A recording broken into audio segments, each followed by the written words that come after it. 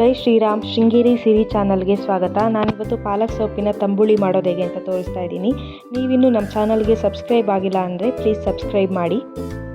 ನಾನು ಪಾಲಕ್ ಸೊಪ್ಪಿನ 4 ಗಿಡ ಅಥವಾ 10-15 ಎಲೆನ ತಗೊಂಡಿದ್ದೀನಿ. ಪಾಲಕ್ ಸೊಪ್ಪಿನ ತಂಬುಳಿಗೆ ಮೊದಲು ಪಾಲಕ್ ಸೊಪ್ಪನ್ನು ತೊಳೆದು ಹೆಚ್ಚಿಟ್ಕೊಂಡಿದ್ದೀನಿ. ಹಾಗೆ 1 ಸ್ಪೂನ್ ಅಷ್ಟು ಜೀರಿಗೆ, 4 ಕಾಳು ಮೆಣಸು ಹಾಗೂ ಅರ್ಧ ಒಣಮೆಣಸಿನ್ಕಾಯಿ ಮತ್ತು ಕಾಯಿ ತುರಿ. ಪಾಲಕ್ ಸೊಪ್ಪಿನ ತಂಬುಳಿಗೆ ಹುರ್ಕೊಳ್ಳೋಣ. ಫಸ್ಟಿಗೆ 1 ಸ್ಪೂನ್ ತುಪ್ಪ ಹಾಕ್ತಾ ಇದ್ದೀನಿ. ಹಾಗೆ ಇದಕ್ಕೆ ಜೀರಿಗೆ,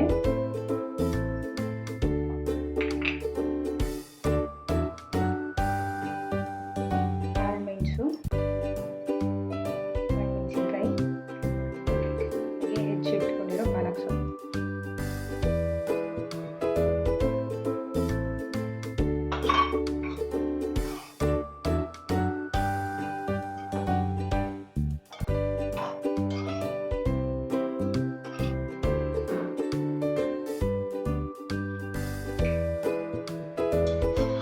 ಪಾಲಕ್ ಸೊಪ್ಪಲ್ಲಿರೋವಂಥ ನೀರು ಬಿಟ್ಕೊಳ್ಳೋಕ್ಕೆ ಈಗ ಉಪ್ಪು ಹಾಕ್ಕೊಳ್ತಾ ಇದ್ದೀನಿ.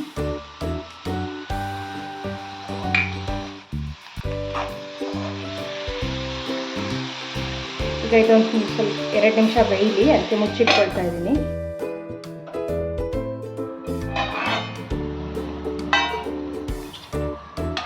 ಬೆಂದಿದೆ, ಆದರೆ ಇದು ಸ್ವಲ್ಪ ನೀರಿದೆ, ನೀರು ಆರುವಷ್ಟು ಬೇಯಿಸ್ಕೋಬೇಕು. ಪಾಲಕ್ ಸೊಪ್ಪಿನ ನೀರು ಫುಲ್ ಆರಿದೆ, ಹುರ್ಕೊಂಡಿದ್ದು ಸಾಕಾಗಿದೆ. ಈಗ ಸ್ಟವ್ನ ಆಫ್ ಮಾಡ್ಕೊಳ್ತಾ ಇದ್ದೀನಿ. ಚೆನ್ನಾಗಿರುವಂಥ ಪಾಲಕ್ ಸೊಪ್ಪಿಗೆ ಈಗ ಸ್ವಲ್ಪ ಕಾಯಿ ತುರಿನ ಹಾಕ್ಕೊಂಡು ಇರಿಸ್ಕೊಳ್ತಾ ಇದ್ದೀನಿ.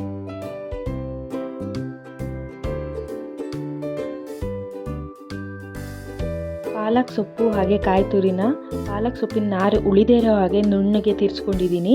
ಇದಕ್ಕೆ ಕೊನೆಯದಾಗಿ ಮೊಸರು ಸೇರಿಸ್ಕೊಳ್ತಾ ಇದ್ದೀನಿ. ಪಾಲಕ್ ಸೊಪ್ಪಲ್ಲಿ ಯಾವುದೇ ಸ್ಮೆಲ್ ಇಲ್ಲದೇ ಇರೋದ್ರಿಂದ ಸಾಧಾರಣವಾಗಿ ಎಲ್ಲರಿಗೂ ಇಷ್ಟ ಆಗುತ್ತೆ.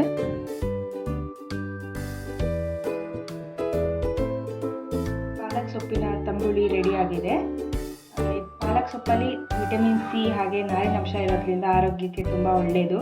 ನೀವು ಒಮ್ಮೆ ಟ್ರೈ ಮಾಡಿ, ಕಮೆಂಟ್ ಮಾಡಿ, ಹಾಗೆ ನಮ್ಮ ಚಾನಲ್ಗೆ ಸಬ್ಸ್ಕ್ರೈಬ್ ಆಗೋದನ್ನು ಮರಿಬೇಡಿ. ವಿಡಿಯೋ ನೋಡಿದ್ದಕ್ಕೆ ಧನ್ಯವಾದಗಳು.